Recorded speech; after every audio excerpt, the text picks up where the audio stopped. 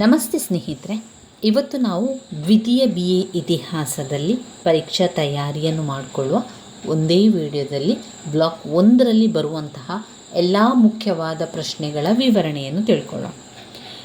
ಪ್ರತಿಯೊಂದು ಪ್ರಶ್ನೆಯನ್ನು ಒಂದೊಂದು ವಿಡಿಯೋದಲ್ಲಿ ನಾವು ತಿಳ್ಕೊಳ್ಳೋದಕ್ಕಿಂತ ಒಂದೇ ವಿಡಿಯೋದಲ್ಲಿ ಸಂಪೂರ್ಣವಾಗಿ ಬ್ಲಾಕ್ 1ರಲ್ಲಿ ಬಂದಿರುವಂತಹ ಪ್ರಶ್ನೆಗಳು.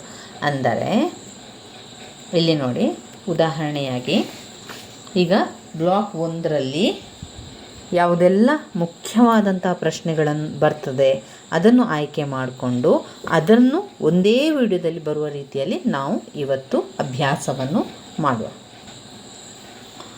ಬ್ಲಾಕ್ 1ರಲ್ಲಿ ನೀವು ನೋಡಿರುವಂತೆ ಆಧಾರಗಳಿದೆ, ಮೊಘಲ್ ಸಾಮ್ರಾಜ್ಯದ ಸ್ಥಾಪನೆಯಾಗಿದೆ, ಶೇರ್ಷಹನ ಸುಧಾರಣೆಗಳಿದೆ, ಅಕ್ಬರನ ಧಾರ್ಮಿಕ ನೀತಿಗಳಿದೆ, ಜಹಂಗೀರ್ ಔರಂಗಜೇಬ್ನ ನೀತಿಗಳು, ಮೊಘಲ್ ಸಾಮ್ರಾಜ್ಯದ ಅವನತಿ ಮತ್ತು ಪತನ. ಇವಿಷ್ಟು ಬ್ಲಾಕ್ 1ರಲ್ಲಿ ಇದೆ. ನೀವು ಅಭ್ಯಾಸವನ್ನು ಆರಂಭ ಮಾಡ್ತಾ ಇದ್ದೀರಿ, ಪರೀಕ್ಷೆಯ ತಯಾರಿಯನ್ನು ಮಾಡ್ಕೊಳ್ತಾ ಇದ್ದೀರಿ ಅಂತಾದರೆ ಈ ಒಂದು ವಿಡಿಯೋ ನಿಮಗೆ ತುಂಬಾ ಸಹಕಾರಿಯಾಗಿರುವಂತಹ ಒಂದು ವಿಡಿಯೋ. ನೀವು ಓದಬೇಕಾದ್ರೆ ಎಲ್ಲವನ್ನು ಕೂಡ ಓದ್ಕೊಳ್ಬೇಕು ಅಂತ ಇಲ್ಲ, ಕೆಲವೊಂದು ಮುಖ್ಯವಾದಂತಹ ಪ್ರಶ್ನೆಗಳನ್ನಷ್ಟೇ ಓದ್ಕೊಂಡ್ರೆ ಸಾಕು. ಮೊದಲಿಗೆ ಘಟಕ 1 ಆಧಾರ ಸಮೀಕ್ಷೆಯಲ್ಲಿ ನಾವು ಓದಬೇಕಾಗಿರುವಂಥದ್ದು ಹುಮಾಯೂನ್ ನಾಮ. ಹುಮಾಯೂನ್ ನಾಮದ ಬಗ್ಗೆ 5 ಅಂಕಕ್ಕೆ ಪ್ರಶ್ನೆಗಳು ಹಲವು ಬಾರಿ ಬಂದಿದೆ.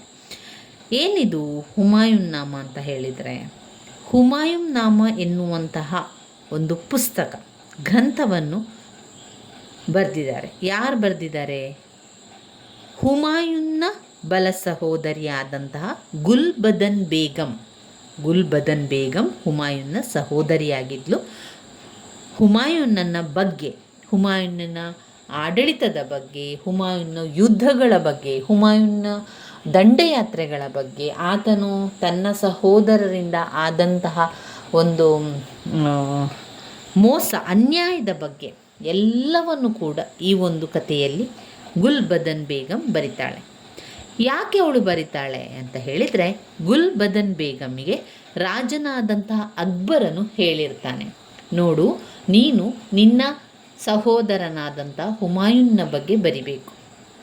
ಅವನ ವಿಚಾರವನ್ನು, ಅವನು ತೀರಿ ಹೋದ ನಂತರ ಅವನು ಅಕ್ಬರನ ರಾಜ ಹೇಳುವಂಥದ್ದು, ನೀನು ಅವನ ಸಂಪೂರ್ಣ ವಿಚಾರ, ಅವನ ಜೀವನದ ಎಲ್ಲ ವಿಚಾರಗಳನ್ನು ಒಂದು ಗ್ರಂಥದಲ್ಲಿ ಬರೆದಿಡಬೇಕು.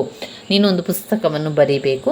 ಅದರಲ್ಲಿ ಹುಮಾಯೂನನು ಮಾಡಿದಂತಹ ಆಡಳಿತದ ಬಗ್ಗೆ, ಅವನ ಒಂದು ರಾಜ್ಯಭಾರದ ಬಗ್ಗೆ, ಆತನಿಗೆ ಮತ್ತು ಆತನ ಸಹೋದರರಿಗೆ ಇರುವಂಥ ವೈಮನಸ್ಸಿನ ಬಗ್ಗೆ, ಅವನಿಗೆ ಅವರುಗಳು ಮಾಡಿದಂತಹ ತೊಂದರೆಗಳ ಬಗ್ಗೆ. ಗುಲ್ಬದನ್ ಬೇಗಂ ಹುಮಾಯೂನ್ನ ಸಹೋದರಿಯಾಗಿದ್ಲು. ಈಕೆ ಬಾಬರನ ಮಗಳು, ಹುಮಾಯೂನ್ನ ಬಲ ಸಹೋದರಿ ಕೂಡ ಆಗಿದ್ಲು. ಗುಲ್ಬದನ್ ಬೇಗಂ ಉತ್ತಮ ವಿದ್ಯಾವಂತಳು, ಸಂಸ್ಕೃತಿವಂತಳು ಕೂಡ ಆಗಿದ್ದಳು. ಅಕ್ಬರ್ ಅವಳ ನೆನಪುಗಳನ್ನು ಹಾಗೂ ಅವಳು ಕಂಡಿದ್ದನ್ನು ದಾಖಲಿಸುವಂತೆ ಕೇಳಿಕೊಂಡನು. ಅದರಂತೆ ಗುಲ್ಬದನ್ ಬೇಗಮಳು ಹುಮಾಯೂನ್ನ ಜೀವನವನ್ನು ಕುರಿತು ಕೃತಿಯನ್ನು ರಚಿಸಿದಳು. ಈಕೆಯು ಹುಮಾಯೂನ್ನ ಜೀವನದಲ್ಲಿ ನಡೆದಂತಹ ವೈಪರೀತ್ಯಗಳಿರ್ಬೋದು, ಶೇರ್ಷಹ ಮತ್ತು ಹುಮಾಯೂನನಿಗೆ ನಡೆದಂತಹ ಯುದ್ಧಗಳ ಬಗ್ಗೆ ಇರ್ಬೋದು, ಹುಮಾಯೂನಿನ ಸಮಸ್ಯೆಗಳ ಬಗ್ಗೆ, ಆತನ ಸಹೋದರರೊಂದಿಗಿನ ಸಂಬಂಧದ ಬಗ್ಗೆ, ಅವನ ಸಹೋದರರು ಹುಮಾಯೂನಿಗೆ ಮಾಡಿದಂತಹ ಮೋಸದ ಬಗ್ಗೆ, ಇವುಗಳನ್ನು ಅದ್ಭುತವಾಗಿ ಚಿತ್ರಿಸಿದ್ದಾಳೆ. ಆ ಒಂದು ಆಧಾರದ ಮೇಲೆ ಹುಮಾಯೂನ್ನ ಒಂದು ಜೀವನದ ಬಗ್ಗೆ ನಮಗೆ ತಿಳ್ಕೊಳ್ಳಿಕ್ಕೆ ಸಹಾಯ ಆಗಿರುವಂಥ ಒಂದು ಆಧಾರ ಆಗಿದೆ ಅದು.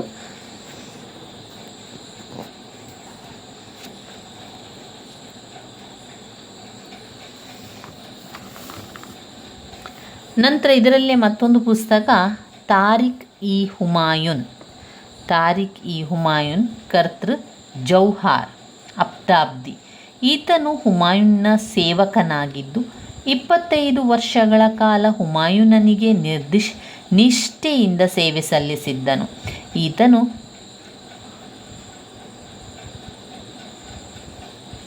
ತನ್ನ ಯಜಮಾನನ ಗುಣಗಳನ್ನು ಹಾಗೂ ವ್ಯಕ್ತಿತ್ವವನ್ನು ವಿವರವಾಗಿ ತಿಳಿಸಿದ್ದಾನೆ. ಈತನು ತನ್ನ ವೃದ್ಧಾಪ್ಯದ ಕಾಲದಲ್ಲಿ ಕೃತಿ ರಚನೆ ಕೈಗೊಂಡನಾದರೂ ಹುಮಾಯೂನಿನ ಜೀವನ ಚಿತ್ರಣವನ್ನು ಅರಿಯುವಲ್ಲಿ ತಾರಿಕ್ ಇ ಹುಮಾಯೂನ್ ಕೃತಿಯು ಬಹಳ ಉಪಯುಕ್ತವಾಗಿದೆ.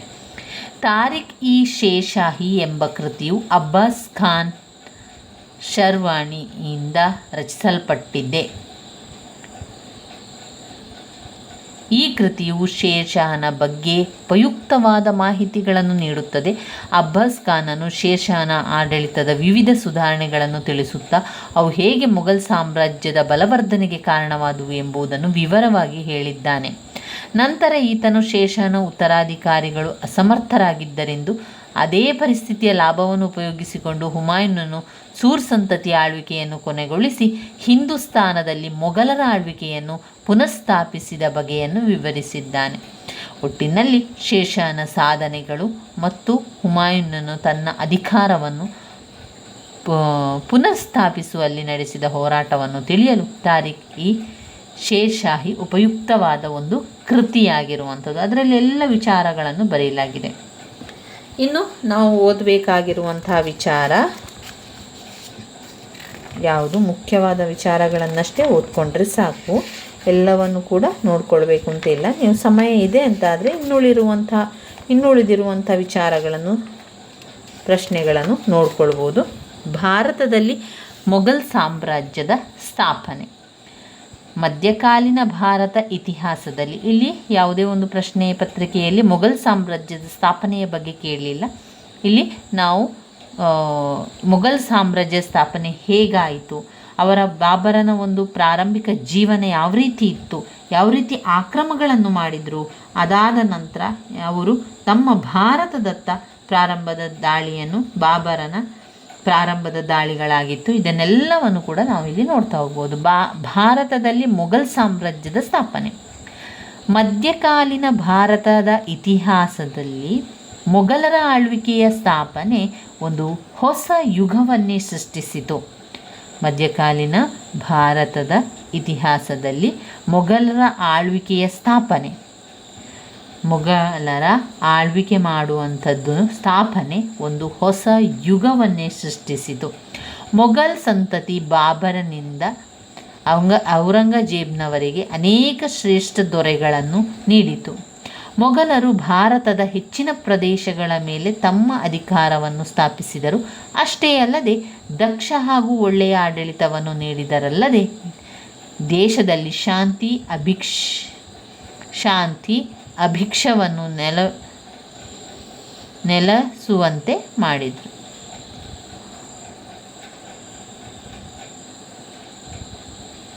ಇನ್ನು ಬಾಬನ ಪ್ರಾರಂಭಿಕ ಜೀವನ ಯಾವ ರೀತಿ ಇತ್ತು ಅಂತ ನೋಡಿದರೆ, ಜಹೀರುದ್ದೀನ್ ಬಾಬರ್ ಚಕತಾಯಿ ಟರ್ಕರ ವಂಶಕ್ಕೆ ಸೇರಿದವನು. ಮಧ್ಯ ಏಷ್ಯಾದ ಸಣ್ಣ ಸಂಸ್ಥಾನವಾಗಿದ್ದ ಫರ್ಘನ್ನ ರಾಜಧಾನಿಯಾಗಿದ್ದ ಆಂದಿಜಾನ್ನಲ್ಲಿ ಫೆಬ್ರವರಿ 1483ರಲ್ಲಿ ಜನಿಸಿದರು. ಈತನ ತಂದೆ ಉಮರ್ ಶೇಖ್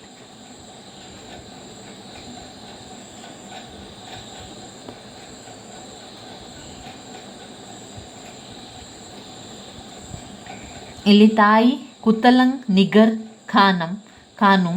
ಬಾಬರನು ತನ್ನ ತಂದೆಯ ಕಡೆಯಿಂದ ತೈಮೂರನ ವಂಶಕ್ಕೂ ತಾಯಿಯ ಕಡೆಯಿಂದ ಚಂಗೀಸ್ ಖಾನ್ನ ವಂಶಕ್ಕೂ ಸೇರಿದವನಾಗಿದ್ದನು. ಇವರಿಬ್ಬರು ಮಧ್ಯ ಏಷ್ಯಾದ ಹೆಸರಾಂತ ಆಕ್ರಮಣಕಾರರಾಗಿದ್ದರು. ಬಾಬರನು ತನ್ನ 12ನೇ ವಯಸ್ಸಿನಲ್ಲಿ ತಂದೆಯನ್ನು ಕಳೆದುಕೊಂಡರು. ತನ್ನ ತಂದೆಯ ನಂತರ ಗರಘನವಾದ ಅರಸನಾದನು. ಗರಘನಾದ ನೆರೆಹೊರೆಯರಲ್ಲಿ ಆಳ್ವಿಕೆ ನಡೆಸುತ್ತಿದ್ದ ತನ್ನ ದಾಯಾದಿಗಳೊಂದಿಗೆ ನಿರಂತರವಾದ ಹಗೆತನವನ್ನು ಎದುರಿಸುತ್ತಿದ್ದನು. ಈತನ ಬಾಲ್ಯ ಮತ್ತು ಅನುಭವದ ಸನ್ನಿವೇಶವನ್ನು ಉಪಯೋಗಿಸಿಕೊಂಡು ಬಾಬರನ ಚಿಕ್ಕಪ್ಪ ಮತ್ತು ಸಹೋದರರು ಬಾಬರನನ್ನು ಎಲ್ಲ ಕಡೆಯಿಂದ ಮುತ್ತಿದರು. ಅದೃಷ್ಟವಶ ಬಾಬರ್ ತನ್ನ ನೋಬಲ್ಲರು ಮತ್ತು ನಿಷ್ಠಾವಂತ ಪ್ರಜೆಗಳ ನೆರವಿನಿಂದ ಶತ್ರುಗಳನ್ನು ಸೋಲಿಸಿ ತನ್ನ ಸಿಂಹಾಸನವನ್ನು ರಕ್ಷಿಸಿಕೊಂಡನು. ಇನ್ನು ಸಮರ್ಖಂಡದ ಮೇಲೆ ಬಾಬರನ ಆಕ್ರಮಣ. ಬಾಬರನು ಫರ್ಖಾನಾದಲ್ಲಿ ತನ್ನ ಅಧಿಕಾರವನ್ನು ಸ್ಥಾಪಿಸಿದ ನಂತರ ತನ್ನ ರಾಜ್ಯದ ಗಡಿಯನ್ನು ವಿಸ್ತರಿಸಲು ನಿರ್ಧರಿಸಿದನು. ಒಂದು ಕಾಲದಲ್ಲಿ ತನ್ನ ಪೂರ್ವಿಕನಾದ ತೈಮೂರನ ರಾಜಧಾನಿಯಾಗಿದ್ದ ಸಮರ್ಖಂಡವನ್ನು ವಶಪಡಿಸಿಕೊಳ್ಳಲು ಕಾತರನಾಗಿದ್ದನು. ಬಾಬರನ ಚಿಕ್ಕಪ್ಪನಾದ ಅಹಮದ್ ಮಿರ್ಜನ ಮರಣದ ನಂತರ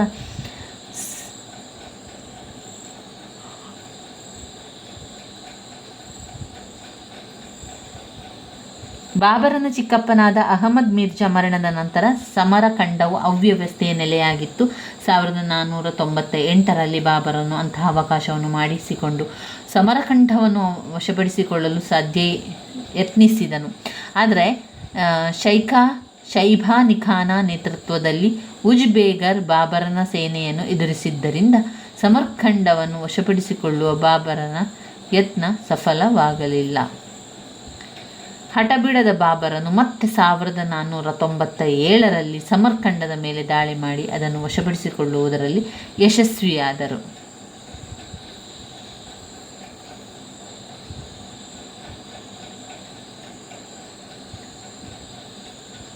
ಇನ್ನು 1497ರಲ್ಲಿ ಸಮರಖಂಡದ ಮೇಲೆ ದಾಳಿ ಮಾಡಿ ಅದನ್ನು ವಶಪಡಿಸಿಕೊಳ್ಳುವುದರಲ್ಲಿ ಯಶಸ್ವಿಯಾದನು. ಬಾಬರನು ಸ್ವಲ್ಪ ಕಾಲ ಸಮರಖಂಡದಲ್ಲಿ ಉಳಿದಿದ್ದಾಗ ಅನಾರೋಗ್ಯ ಪೀಡಿತನಾದನು. ದುರದೃಷ್ಟವಶಾತ್ ಅವನ ಮಂತ್ರಿಗಳು ಬಾಬರನ ಮರಣ ಹೊಂದಿದವನೆಂಬುದಾಗಿ ಸುದ್ದಿಯನ್ನು ಹಬ್ಬಿಸಿದರು. ಅಷ್ಟೇ ಅಲ್ಲದೆ ಅವನ ಕಿರಿಯ ಸಹೋದರನಾದ ಜಹಾಂಗೀರನು ಗರ್ಖಾನದ ದೊರೆಯನ್ನಾಗಿ ಘೋಷಿಸಿದರು. ಆಗ ಫರ್ಗನ್ ಬಾಲನ ಕೈ ತಪ್ಪಿದಂತಾಯಿತು. ಬಾಲರನ್ನು ತನ್ನ ದೇಹಾರೋಗ್ಯ ಸುಧಾರಿಸಿದ ನಂತರ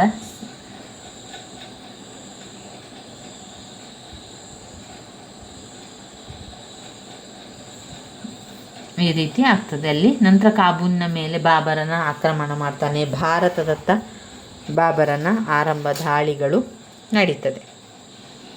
ಇನ್ನು ಇದರಲ್ಲಿ ಮುಖ್ಯವಾದಂಥ ಮತ್ತೊಂದು ಪ್ರಶ್ನೆ, ಮೊದಲನೆಯ ಪಾಣಿಪತ್ ಕದನದ ಬಗ್ಗೆ 5 ಅಂಕಕ್ಕೆ ಕೇಳಿದ್ದಾರೆ. ಹಾಗೆ ಪಾಣಿಪತ್ ಯುದ್ಧದ ಪರಿಣಾಮಗಳನ್ನು ಕೂಡ 5 ಅಂಕಕ್ಕೆ ಕೇಳಿರುವಂಥ ಪ್ರಶ್ನೆ. ಅದರಿಂದ ಇದನ್ನು ಓದ್ಕೊಳ್ಳುವ. ಮೊದಲನೆಯ ಪಾಣಿಪತ್ ಯುದ್ಧ ಕ್ರಿಸ್ತಶಕ 1526ರಲ್ಲಿ ಬಾಬರನು ತನ್ನ ಸಕಲ ಸಿದ್ಧತೆಯೊಂದಿಗೆ 1525ರಲ್ಲಿ 5ನೆಯ ಬಾರಿಗೆ ಭಾರತದಂತಹ ದಂಡಯಾತ್ರೆಯನ್ನು ಕೈಗೊಳ್ತಾನೆ. ಬಾಬರನು ತನ್ನ ಕೈಗೆಳಗೆ 12,000 ಸೈನಿಕರುಗಳಿಂದ ಕೂಡಿದ್ದ ಒಂದು ಸುಸಜ್ಜಿತ ಸೇನೆಯನ್ನು ಹೊಂದಿದನು. ಇದರೊಂದಿಗೆ ಹುಮಾಯೂನ್ನ ಸೈನ್ಯವು ಬದಖ್ಶಾನಿಂದ ಬಂದು ಬಾಬರನ ಸೈನ್ಯವನ್ನು ಸೇರಿತು. ಬಾಬರನ ಸೇನೆಯನ್ನು ಕಂಡ ದೌಲತ್ ಖಾನ್ ಲೂದಿ ಪಲಾಯನ ಕೂಡ ಮಾಡಿದನು. ಬಾಬರನ ಸೇವೆ ಅವನನ್ನು ಅಟ್ಟಿಸಿಕೊಂಡು ಹೋಗಿ ಅವನನ್ನು ಸೆರೆ ಹಿಡಿದು ಬಾಬರನ ಮುಂದೆ ತಂದು ಒಪ್ಪಿಸಿದರು.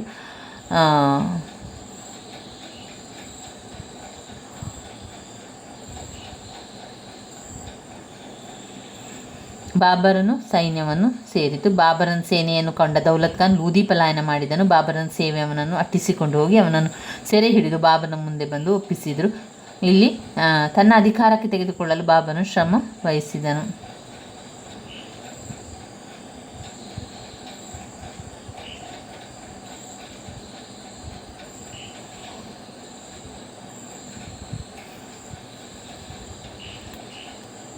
ಇಲ್ಲಿ ನಾವು ಮೊದಲನೆಯ ಪಾಣಿಪತ್ ಯುದ್ಧದಲ್ಲಿ ಕ್ರಿಸ್ತಶಕ 1526 ಆ ಸಮಯದಲ್ಲಿ ಆಗಿರುವಂಥದ್ದು. ಇನ್ನು ಬಾಬರನ ಸೇವೆ ಅವನನ್ನು ಅಟ್ಟಿಸಿಕೊಂಡು ಹೋಗಿ ಅವನನ್ನು ಸೆರೆ ಹಿಡಿದು ಬಾಬರ ಮುಂದೆ ತಂದೊಪ್ಪಿಸಿತು. ಇನ್ನು ಬಾಬರ್ ದೌಲತ್ ಖಾನ್ ಲೂದಿಯನ್ನು ಸೆರೆಯಲ್ಲಿಟ್ಟಿದ್ದು ಪಂಜಾಬ್ನ ಇತರ ಭಾಗಗಳನ್ನು ತನ್ನ ಅಧಿಕಾರಕ್ಕೆ ತೆಗೆದುಕೊಳ್ಳಲು ಬಾಬರನು ಶ್ರಮವಹಿಸಿದನು.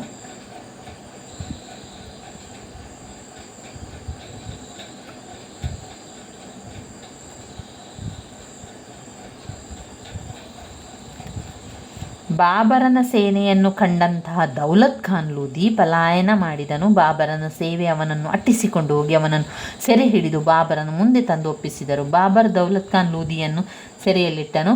ಪಂಜಾಬ್ನ ಇತರ ಭಾಗಗಳನ್ನು ತನ್ನ ಅಧಿಕಾರಕ್ಕೆ ತೆಗೆದುಕೊಳ್ಳಲು ಬಾಬರನು ಶ್ರಮವಹಿಸಿದನು.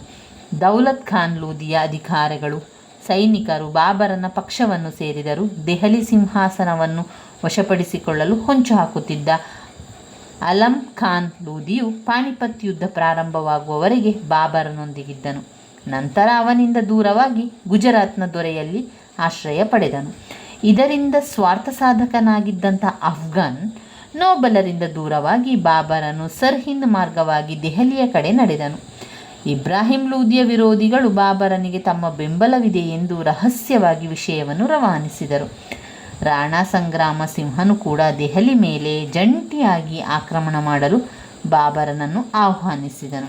ಇತ್ತ ಇಬ್ರಾಹಿಂ ಲೂದಿಯು ಬಾಬರನನ್ನು ಎದುರಿಸಲು ಸಜ್ಜಾದನು. ಆತನು ಬಾಬರನ ಗಮನವನ್ನು ಬೇರೆಡೆಗೆ ಸೆಳೆಯಲು ಹಾಗೂ ತನಗೆ ಅವನನ್ನು ಎದುರಿಸಲು ಸ್ವಲ್ಪ ಕಾಲಾವಕಾಶ ಪಡೆದುಕೊಳ್ಳಲು ಹಿಸ್ಸಾರ್ ಫಿರೋಜ್ನ ಶೇಖ್ದಾರನಾಗಿದ್ದ ಹಮೀದ್ ಖಾನ್ನನ್ನು ಬಾಬರನ ಸೈನ್ಯವನ್ನು ತಡೆಯಲು ಕಳುಹಿಸಿದನು. ಹುಮಾಯೂನನು ಹಮೀದ್ ಖಾನ್ನನ್ನು ಎದುರಿಸಿ ಅವನನ್ನು ಸೋಲಿಸಿದರೆ ಬಾಬರನು ಅವನನ್ನು ಗೆಲ್ಲುವ ಹುರಿದುಂಬಿಸಲು ಹಿಸ್ಸಾರ್ ಫಿರೋಜ್ ಜಿಲ್ಲೆಯನ್ನು ಹುಮಾಯೂನ್ಗೆ ನೀಡಿದರು.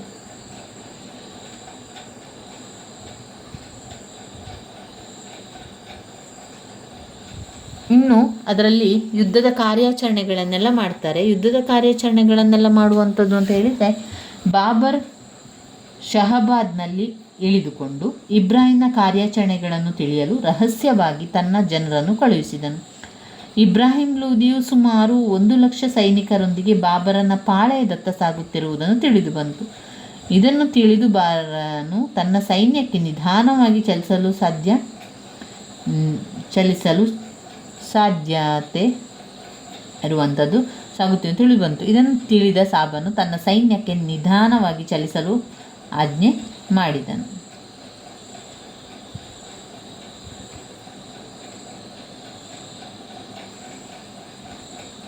ಇನ್ನು ಇಲ್ಲಿ 1,00,000 ಸೈನಿಕರೊಂದಿಗೆ ಬಾಬರನ ಪಾಳೆಯದತ್ತ ಸಾಗುತ್ತಿದ್ದಾಗ ತಿಳಿದು ಬಂತು. ಇದನ್ನು ತಿಳಿದ ಬಾಬರನು ತನ್ನ ಸೈನ್ಯಕ್ಕೆ ನಿಧಾನವಾಗಿ ಚಲಿಸಲು ಆಜ್ಞೆ ಮಾಡಿದನು. ಹೀಗೆ ಚಲಿಸಿದ ಎರಡೂ ಸೈನ್ಯಗಳು ಕಡೆಗೆ ಏಪ್ರಿಲ್ 1526ರಲ್ಲಿ ಪಾಣಿಪತ್ ಎಂಬಲ್ಲಿ ಸಂಧಿಸಿದವು. ಬಾಬರನು ತನ್ನ ಸೈನ್ಯದ ಮಧ್ಯಭಾಗದಲ್ಲಿ ನಿಂತು ಯುದ್ಧ ಮಾಡಲು ಉಪಕ್ರಮಿಸಿದನು. ತನ್ನ ಬಳಿ ಇದ್ದ ಭಾರವಾದ ಬಂದೂಕುಗಳನ್ನು ಮಧ್ಯಭಾಗದಲ್ಲಿ ಸ್ಥಾಪಿಸಿ ಮಧ್ಯ ಏಷ್ಯಾದಲ್ಲಿ ಫಿರಂಗಿಗಳ ಕಾರ್ಯಾಚರಣೆಯನ್ನು ನುರಿತವರು, ಅದರ ನಿರ್ವಹಣೆಯನ್ನು ಹೊತ್ತವರು. ಏಪ್ರಿಲ್ 20, 1526ರಂದು ಇಬ್ರಾಹಿಂ ಲೂದಿಯು ತನ್ನ ಸೈನ್ಯಕ್ಕೆ ಬಾಬರನ ಸೈನ್ಯವನ್ನು ಮುತ್ತುವಂತೆ ಆಜ್ಞೆ ಮಾಡಿದನು. ಬಾಬರನ ಸೈನಿಕರು ಬಂದೂಕುಗಳಿಂದ ಕೂಡಿದ ಸುರಿಮಳೆಯನ್ನು ಕರೆದರು.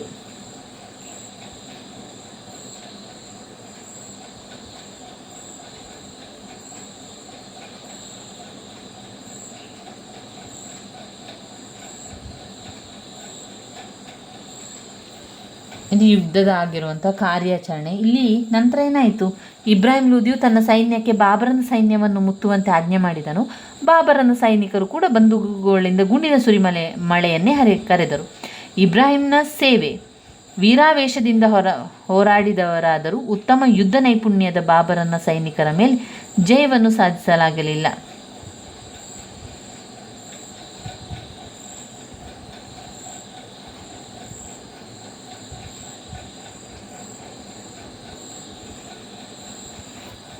ಇಲ್ಲಿ ವಿಜಯದಿಂದ ಉನ್ನತರಾದ ಬಾಬರನ ಸೈನಿಕರು ಹರ್ಷದಿಂದ ದೆಹಲಿಯತ್ತ ಸಾಗಿದರು. ಬಾಬರನು ಹುಮಾಯೂನನಿಗೆ ಆಗ್ರಾಕ್ಕೆ ಹೋಗಿ ಅಲ್ಲಿದ್ದ ಸಂಪತ್ತನ್ನು ವಶಪಡಿಸಿಕೊಳ್ಳಲು ತಿಳಿಸಿದನು. ದೆಹಲಿಯ ನಾಗರಿಕರು ಬಾಲಕರಿಗೆ ವೈಭವ ಸ್ವಾಗತವನ್ನು ನೀಡಿದರು. ಖುತ್ಬಾವನ್ನು ಬಾಬರನ ಹೆಸರಿನಲ್ಲಿ ಓದಿ ಅವನನ್ನು ಹಿಂದೂಸ್ತಾನದ ಚಕ್ರವರ್ತಿ ಎಂಬುದಾಗಿ ಘೋಷಿಸಲಾಯಿತು. ಈ ಪಾಣಿಪತ್ ಯುದ್ಧದ ಪರಿಣಾಮ ಏನೆಲ್ಲಾಯಿತು ಅಂತ ಹೇಳಿದರೆ, ಮೊದಲನೇ ಪಾಣಿಪತ್ ಯುದ್ಧದ ಮಧ್ಯಕಾಲೀನ ಭಾರತದ ಇತಿಹಾಸದಲ್ಲಿ ಅತಿ ಹೆಚ್ಚಿನ ಪ್ರಾಮುಖ್ಯತೆಯನ್ನು ಪಡೆಯುತ್ತದೆ. ಅದು ಟರ್ಕೋ ಅಫ್ಘಾನ್ ದೊರೆಗಳ ಆಳ್ವಿಕೆಗೆ ಒಂದು ದೊಡ್ಡ ಪೆಟ್ಟನ್ನು ನೀಡಿದ್ದಲ್ಲದೆ ಲೂದಿ ವಂಶದ ಅಂತ್ಯವನ್ನು ಸಾರಿತು. ಅಲ್ಲದೆ ಮೊಘಲ್ ಸಾಮ್ರಾಜ್ಯ ಸ್ಥಾಪನೆ ಕಾರಣವಾಯಿತು. ಈ ವೆಚ್ಚದಲ್ಲಿ ಆಳ್ವಿಕೆ ನಡೆಸಿದ ಚಕ್ರವರ್ತಿಗಳು ಉದಾರಗಳಾದ ಸಹಬಾಳ್ವೆಯನ್ನು ಪರಿಚಯಿಸುವುದರ ಮೂಲಕ ಭಾರತೀಯ ಸಮಾಜದ ಮೇಲೆ ಒಂದು ಹೊಸ ಸಂಸ್ಕೃತಿಯ ಛಾಪನ್ನು ಮೂಡಿಸುವಲ್ಲಿ ಯಶಸ್ವಿಯಾದರು. ಇವಿಷ್ಟು ವಿಚಾರಗಳು. ಮೊದಲನೆಯ ಪಾಣಿಪತ್ ಯುದ್ಧದ ಕಾರ್ಯಾಚರಣೆ, ಪಾಣಿಪತ್ ಯುದ್ಧದ ಪರಿಣಾಮ, ಬಾಬರನ ಇತರ ಯುದ್ಧಗಳು ಕೂಡ ನಾವು ಅದರಲ್ಲಿ ಓದ್ಕೊಂಡ್ರೆ ಆಯಿತು. ನಂತರ ಯಾವುದಿದೆ ಈ ಒಂದು ಪಾಠದಲ್ಲಿ, ಯಾವ ಮುಖ್ಯವಾದ ಪಾಠವನ್ನು ಓದ್ಕೊಳ್ಬೇಕು? ಇನ್ನು ಬರುವಂಥದ್ದು ಸೂರ್ಮನೆತನ. ಸೂರ್ಮನೆತದಲ್ಲಿ ಯಾವುದು ಪ್ರಶ್ನೆ ಓದ್ಕೊಳ್ಳಿಕ್ಕಿದೆ?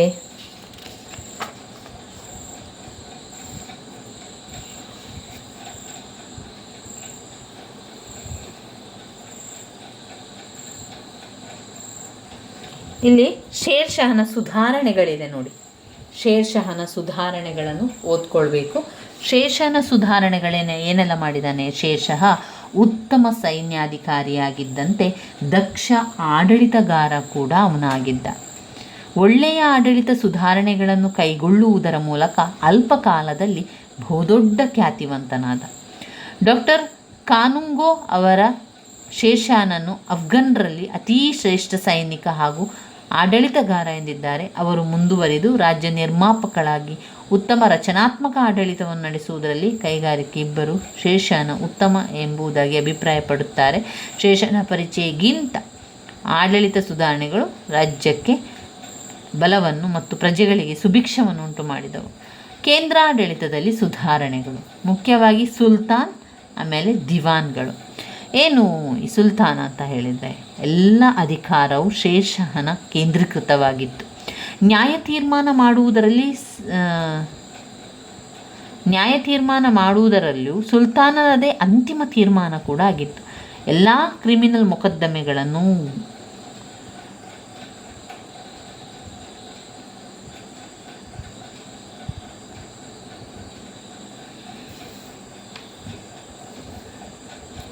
ಇಲ್ಲಿ ಮುಖ್ಯವಾಗಿ ಕೇಂದ್ರಾಡಳಿತ ಸುಧಾರಣೆ ಮೊದಲನೇದಾಗಿ ಸುಲ್ತಾನ್. ಎಲ್ಲ ಅಧಿಕಾರಿ ಕೂಡ ಶೇಷಾನ ಅಲ್ಲಿ ಕೇಂದ್ರೀಕೃತವಾಗಿತ್ತು. ನ್ಯಾಯ ತೀರ್ಮಾನ ಮಾಡುವುದರಲ್ಲಿ ಸುಲ್ತಾನ್ನೇ ಅಂತಿಮ ತೀರ್ಮಾನ. ಎಲ್ಲ ಕ್ರಿಮಿನಲ್ ಮೊಕದ್ದಮೆಗಳನ್ನು ಸುಲ್ತಾನ್ನ ವಿಚಾರಣೆ ನಡೆಸ್ತಿದ್ದ. ಆಡಳಿತಕ್ಕೆ ಸಂಬಂಧಿಸಿದ ಎಲ್ಲ ತೀರ್ಮಾನಗಳನ್ನು ಶೇಷ ನೋಡಿಕೊಳ್ತಾ ಇದ್ದ. ಈತನ ಮಂತ್ರಿಗಳು, ನೋಬಲರು ಇವುಗಳನ್ನು ಕಾರ್ಯಗತಗೊಳಿಸಬೇಕಾಗಿತ್ತು. ಶೇಷನ ಮುಖ್ಯ ಉದ್ದೇಶ ಪ್ರಜೆಗಳ ಒಳಿತನ್ನು ಕುರಿತು. ಈತನ ಕೇಂದ್ರಾಡಳಿತವು ಪರ್ಷಿಯನ್ ಮಾದರಿ ಹೋಲುತ್ತಿತ್ತು. ದೆಹಲಿ ಸುಲ್ತಾನರು ಅನುಸರಿಸುವಂತಹ ಮಾದರಿಯನ್ನು ಶೇಷ ಮುಂದುವರಿಸಿದ. ಕೇಂದ್ರಾಡಳಿತವನ್ನು 6 ವಿಭಾಗಗಳಾಗಿ ವಿಂಗಡಿಸಿ ಅವುಗಳನ್ನು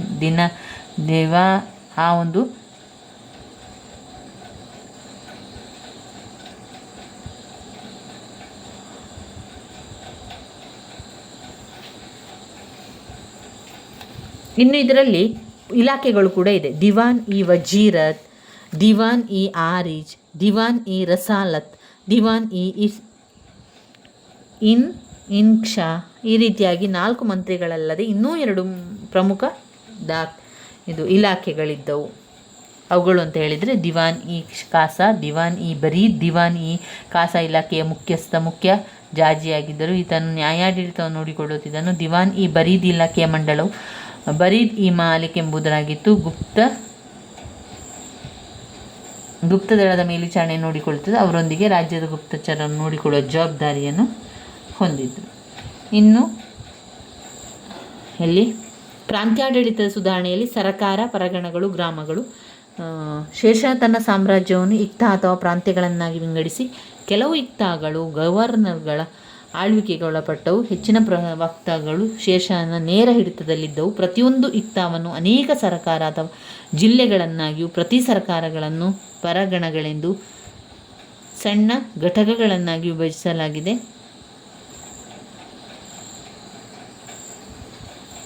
ಇದರಲ್ಲಿ ಒಂದು ಸರಕಾರ, ಪರಗಣಗಳು ಮತ್ತು ಗ್ರಾಮಗಳು.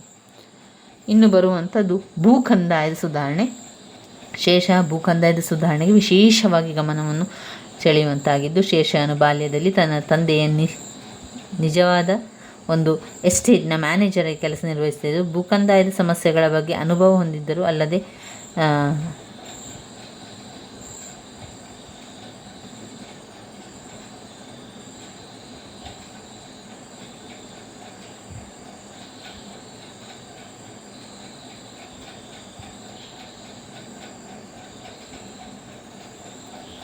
ಭೂಕಂದಾಯದಲ್ಲಿ ಸುಧಾರಣೆಯಲ್ಲಿ ಮುಖ್ಯವಾಗಿ 3 ನಿಮಗೆ ಗೊತ್ತಿರಲೇಬೇಕು. ವ್ಯವಸಾಯ ಉತ್ಪನ್ನಗಳ ಹೆಚ್ಚಳ, ಬೇಸಾಗಾರ ಸ್ಥಿತಿಯನ್ನು ಉತ್ತಮಪಡಿಸುವುದು, ಕಂದಾಯದಲ್ಲಿ ಹೆಚ್ಚಳವನ್ನು ಉಂಟು ಮಾಡುವುದು. ವ್ಯವಸಾಯದ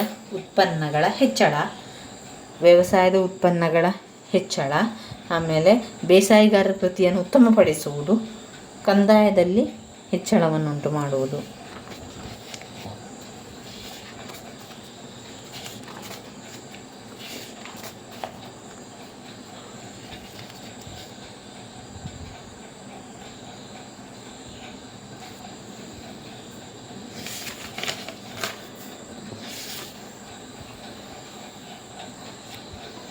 ಇಲ್ಲಿ ಅಕ್ಬರನ ದಾಳಿ, ಸಾಮ್ರಾಜ್ಯ ಒಗ್ಗೂಡುವಿಕೆ, ಮಾಳ್ವಾ ಆಕ್ರಮಣ, ಚುನಾರ್ ಕೋಟೆ ಮತ್ತು ಜೈಪುರದ ಸೇರ್ಪಡೆ, ಗೊಂಡವನ ರಾಜ್ಯದ ಆಕ್ರಮಣ, ಮೇವಾಡದ ಮೇಲೆ ಆಕ್ರಮಣ, ರಣತಂಬೂರಿನ ಸೇರ್ಪಡೆ, ಕಾಲಿಂಜರ್ ಕೋಟೆಯ ಮುತ್ತಿಗೆ, ಡೋರ್ಪುರ, ಬಿಕನೀರ್ಗಳ ಸೇರ್ಪಡೆ, ಗುಜರಾತಿನ ಮೇಲೆ ದಾಳಿ, ಇವಿಷ್ಟು ದಾಳಿಗಳನ್ನು ಮಾಡಿರುವಂಥದ್ದು. ಇದಾದ ಮೇಲೆ ನಾವು ಓದ್ಕೊಳ್ಬೇಕಾಗಿರುವಂಥದ್ದು ಯಾವುದಿದೆ ಅಂತ ನೋಡುವ. ಅಕ್ಬರನ ನೀತಿ, ಅಕ್ಬರನ ಧಾರ್ಮಿಕ ನೀತಿಯನ್ನು ಕೂಡ ತಿಳ್ಕೊಳ್ತಾ ಹೋಗುವ. ಧಾರ್ಮಿಕ ರೀತಿ, ಅಕ್ಬರನ ನೀತಿ. ಯಾವುದೇ ಒಬ್ಬ ರಾಜ ತಾನು ಸಾಮ್ರಾಟ ಅಥವಾ ಚಕ್ರವರ್ತಿ ಎಂದೆನಿಸಿಕೊಳ್ಳುವುದು ಅವನ ಒಂದು ದಂಡಯಾತ್ರೆಗಳು ಅಥವಾ ಸಾಮ್ರಾಜ್ಯ ನಿರ್ಮಾಣದಿಂದಲ್ಲ, ಬದಲಾಗಿ ಅವನು ಅನುಸರಿಸುವ ಸರ್ವಧರ್ಮ ಸಹಿಷ್ಣುತೆಯ ಒಂದು ನೀತಿಯಿಂದ. ಅಕ್ಬರನು ಒಬ್ಬ ಮುಸಲ್ಮಾನ ದೊರೆಯಾದರೂ ತಾನು ಅಳುತ್ತಿರುವುದನ್ನು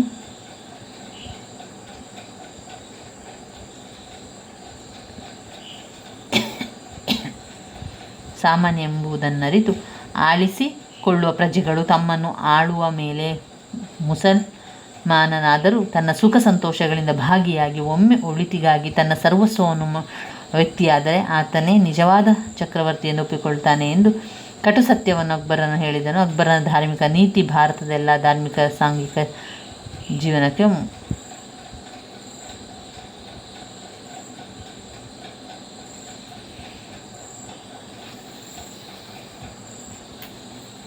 ಧಾರ್ಮಿಕ ನೀತಿಯಲ್ಲಿ ಅಕ್ಬರನು ಸರ್ವಧರ್ಮ ಸಹಿಷ್ಣುತೆ ನೀತಿಯನ್ನು ಹೇಳಿಕೊಳ್ಳುವಂಥದ್ದು, ಮನೋಧರ್ಮ ಆದರ್ಶಗಳ ಬಗ್ಗೆ ಹೇಳಿಕೊಡುವಂಥದ್ದು. ಆಕೆ ಅಕ್ಬರನ ಮನಸ್ಸಿನಲ್ಲಿ ಒಂದು ಸಹಿಷ್ಣುತೆಯನ್ನು ಬೀಜವನ್ನು ಬಿತ್ತಿದಳು.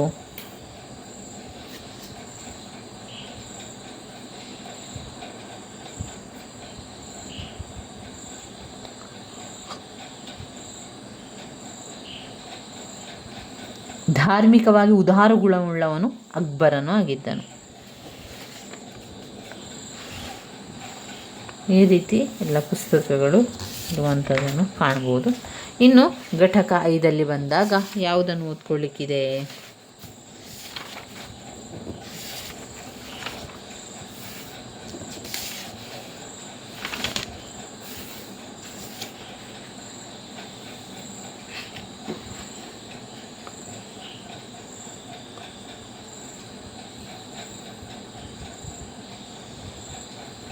ಇದರಲ್ಲಿ ನಾವು ಶಹಜಾನ್ ಮತ್ತು ಅವನ ಸಾಧನೆಗಳ ಪಾಯಿಂಟ್ಸ್ಗಳು ನೋಡ್ತಾ ಹೋಗುವ. ಶಹಜಾನ್ನ ಆರಂಭಿಕ ಸಾಧನೆಗಳು: ಮೇವಾಡದ ದಂಡಯಾತ್ರೆಗಳು, ದಖ್ಖನ್ನಿನ ದಂಡಯಾತ್ರೆಗಳು, ಸಿಂಹಾಸನಾರೂಢವಾದ ನಂತರ ಸಾಧನೆಗಳು, ಮುಮ್ತಾಜ್ ಮಹಳ ಸಾವು, ಮುಮ್ತಾಜ್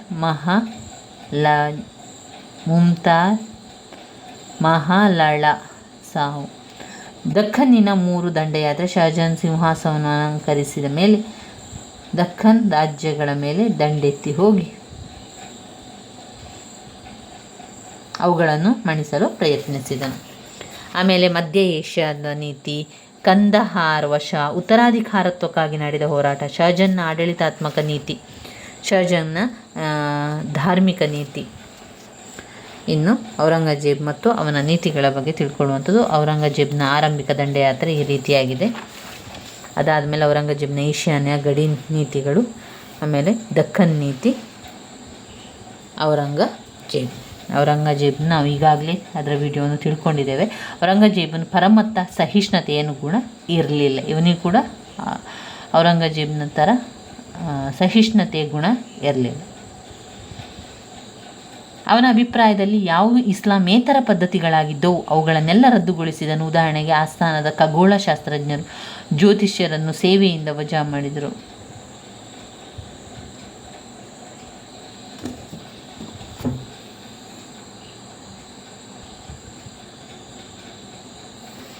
ಇಲ್ಲಿ ಔರಂಗಜೇಬನು ಪರಮತ ಸಹಿಷ್ಣುತೆ ಗುಣ ಇರಲಿಲ್ಲ. ಅವನ ಅಭಿಪ್ರಾಯದಲ್ಲಿ ಯಾವುದೂ ಇಸ್ಲಾಮೇತರ ಪದ್ಧತಿಗಳಾಗಿದ್ದವು ಅವುಗಳನ್ನೆಲ್ಲ ರದ್ದುಗೊಳಿಸಿದನು. ಉದಾಹರಣೆಗೆ ಆಸ್ಥಾನದ ಖಗೋಳಶಾಸ್ತ್ರಜ್ಞರು ಜ್ಯೋತಿಷ್ಯರನ್ನು ಸೇವೆಯಿಂದ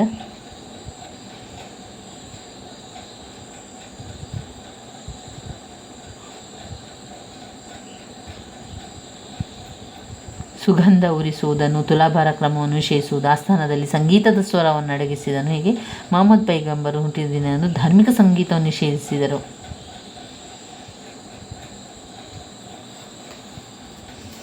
ಇನ್ನು ನಾವು ಇದರಲ್ಲೆಲ್ಲ ಬೇಗ ತಿಳ್ಕೊಳ್ತಾ ಹೋಗ್ಬೋದು. ಇನ್ನು ಮೊಘಲ್ ಸಾಮ್ರಾಜ್ಯದ ಅವನತಿಗೆ ವೆರಿ ಇಂಪಾರ್ಟೆಂಟ್ ಆಗಿರುವಂತಹ ಮೊಘಲ್ ಸಾಮ್ರಾಜ್ಯದ ಅವನತಿಗೆ ಕಾರಣಗಳೇನು? ಇದನ್ನು ಕೂಡ ನಾವು ಕಳೆದ ವಿಡಿಯೋದಲ್ಲಿ ತಿಳ್ಕೊಂಡಿದ್ದೀವಿ. ಇವತ್ತು ಪಾಯಿಂಟ್ಸ್ ಮಾತ್ರ ತಿಳ್ಕೊಳ್ತಾ ಹೋಗುವ. ವೆರಿ ಇಂಪಾರ್ಟೆಂಟ್ ಆಗಿರುವಂತಹ ಪ್ರಶ್ನೆ, 15 ಅಂಕದ ಪ್ರಶ್ನೆ. ಮೊಘಲ್ ಸಾಮ್ರಾಜ್ಯದ ಅವನತಿಗೆ ಕಾರಣಗಳೇನು? ಮೊಘಲ್ ಸಾಮ್ರಾಜ್ಯದ ಅವನತಿ ಕಾರಣಗಳು: ಉತ್ತರಾಧಿಕಾರತ್ವದ ಕಾಯ್ದೆ ಜಾರಿಯಲ್ಲಿಲ್ಲದಿರುವುದು, ಧಾರ್ಮಿಕ ನೀತಿ, ಔರಂಗಜೇಬನ ದಕ್ಕನ್ ದಂಡಯಾತ್ರೆ, ಭಾರತದಲ್ಲಿ ಮುಸ್ಲಿಂ ಪ್ರಭುತ್ವ ಸ್ಥಾಪನೆ, ಔರಂಗಜೇಬನ ದಕ್ಕನ್ ದಂಡಯಾತ್ರೆ, ಆಮೇಲೆ ಧಾರ್ಮಿಕ ನೀತಿ, ಉತ್ತರಾಧಿಕಾರತ್ವದ ಕಾಯ್ದೆ ಜಾರಿಯಲ್ಲಿಲ್ಲದಿದ್ದುದು. ಇವಿಷ್ಟು ಪಾಯಿಂಟ್ಸ್ಗಳನ್ನು ನಾವು ತಗೊಳ್ತಾ ಹೋಗಬೇಕು. ಮೊಘಲ್ ಸಾಮ್ರಾಜ್ಯದ ಅವನತಿಗೆ ಕಾರಣಗಳು: 1, ಉತ್ತರಾಧಿಕಾರತ್ವದ ಕಾಯ್ದೆ ಜಾರಿಯಲ್ಲಿಲ್ಲದಿದ್ದುದು.